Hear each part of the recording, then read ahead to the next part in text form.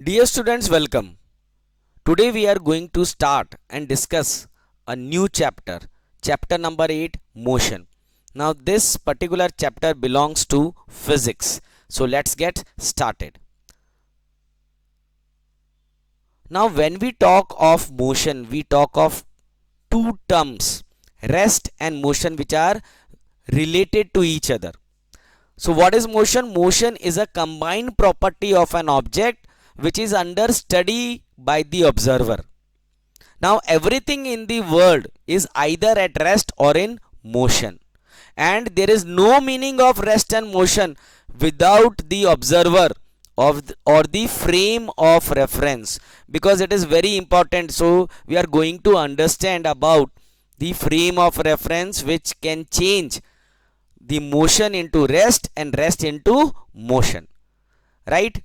Yes, so let us go into detail. Now, what is rest? A body is said to be at rest if it does not change its position with respect to its surrounding with time.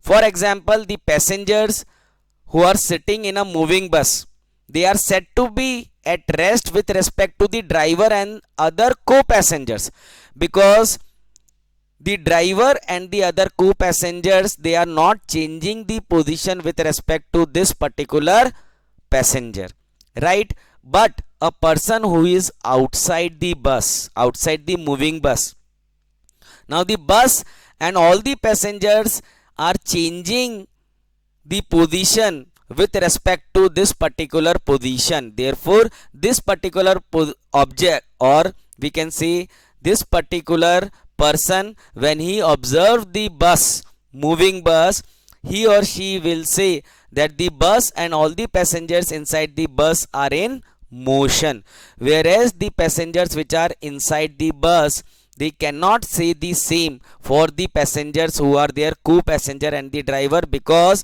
the co-passenger and the driver's position with respect to the passengers which are inside the bus is not changing with time, right? So rest is when the position does not change with respect to its surroundings with time. Now what is motion? A body is said to be in motion if it changes its position with respect to its surroundings with time. For example, the passengers sitting in a moving bus are said to be in motion with respect to an observer who is standing outside the bus. So when this observer is standing on the ground and he observes the bus passing by, then that particular observer says that the bus and all the passengers inside the bus are in motion, because the bus is changing the position with respect to the surrounding and with respect to the time when observed by this stationary observer on ground. So this is the frame of reference. The frame of reference has changed if a passenger sitting inside the bus observes other passenger and the driver. This observer passenger says that other person and the driver are at rest, because with reference to this particular passenger who is also inside the bus, other passengers position and the position of the driver is not changing, right? But a person who is stationary and at ground, when that particular person observes this moving bus, all the passengers inside the bus and this bus is in motion according to this stationary observer. Relative rest and motion. So rest and motion are relative terms related to the frame of reference, that is the observer.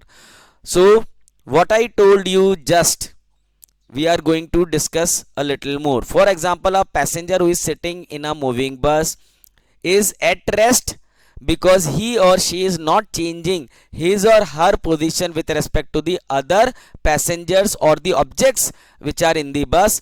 But to an observer who is outside the bus, the passenger and the objects inside the bus and the whole bus is in motion. So this is the relative rest and motion, right? So you have to understand. Now what are the types of motion? So types of motion: random motion, in which we cannot determine the path of the object and the object moves randomly, like the movement of smoke in air, Brownian motion, right? Now translational motion, which is when the object is moving along a line. Now if the object is moving along a straight line, this is known as the rectilinear motion. But if the object is moving in a curvature, in a curved line, it is known as a curvilinear motion. But if the object is moving in a circular orbit, right, it is known as circular motion. But if the object is moving along an axis on its own, if the object rotates on its own axis, like our earth rotating on its own axis and forming day and night, so that is rotational motion. Motion of a ceiling fan on its own axis, rotational motion, right? What is oscillatory motion? Vibratory motion.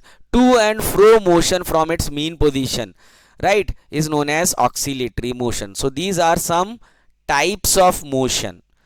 Now how to measure motion and the definitions of some terms. So let us define motion and how to measure motion.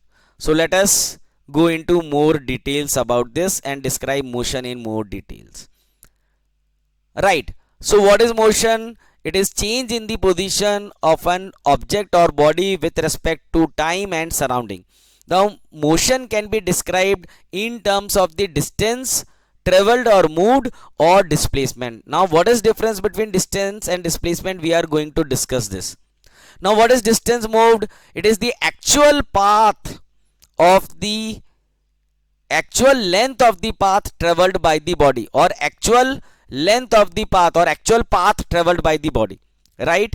Now what is displacement? It is the shortest distance between the initial and the final position of the moving object, right? So distance, actual length of the path; displacement, the shortest distance between the initial and the final position of a moving object, right?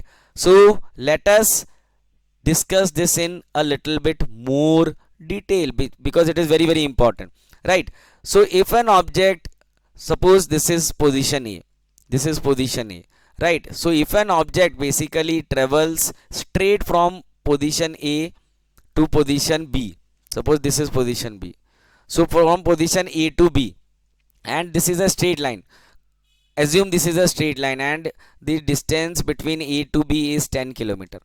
So when there is no change in the direction, if there is no change in the direction, the displacement and the distance traveled are same. तो अगर मैं कहूँ A से B तक distance travelled है 10 kilometre और A से B एक स्ट्रेट पोजीशन है, स्ट्रेट लाइन है मान लीजिए, तो A से B तक डिस्टेंस भी 10 किलोमीटर हुआ और डिस्प्लेसमेंट भी 10 किलोमीटर हुआ. Now what if the person once again returns to a position which is midway, और ये पोजीशन मिडवे है और यहाँ पे आ जाता है और ये स्ट्रेट लाइन में आ रहा है वापस. So the distance travelled is from A to B 10 kilometre and from B to C which is midway, बीच में है, जो 5 किलोमीटर है हम मान लेते हैं, ठीक है ना. कहाँ से? B से भी 5 किलोमीटर है और A से भी 5 किलोमीटर है. So the total distance travelled by the person is A to B 10 kilometre plus B to C 5 kilometer. So total distance traveled is 15 kilometers. Now what is the displacement? The displacement it will be just 5 kilometers. Why 5 kilometers? Because from A to C the shortest distance is just 5 kilometers. Because the displacement will be the shortest distance between the initial and the final position. The initial position is A and the final position is C. So the displacement will be just 5 kilometers. So this is the difference. Now what happens if an object returns to its initial position? So suppose if an athlete is running in a circular path, right? So if the athlete is running in a circular path and if the athlete starts from position A and it basically completes one lap of the round track, तो वो athlete वापस A पे आ जाता है. So what will be the distance traveled? The distance traveled will be equal to the circumference of the circular path, जैसे 2 pi r. Now what will be the displacement? The displacement will be 0 because the athlete has once again returned to the initial position, which is A. So there is no difference between the initial and the final position, so the displacement will be 0. So I hope you are able to understand the difference between the distance moved and the displacement. Distance moved is the actual length of the path traveled by an object or body, whereas displacement is the shortest distance between the initial and the final position of an object. Thank you very much.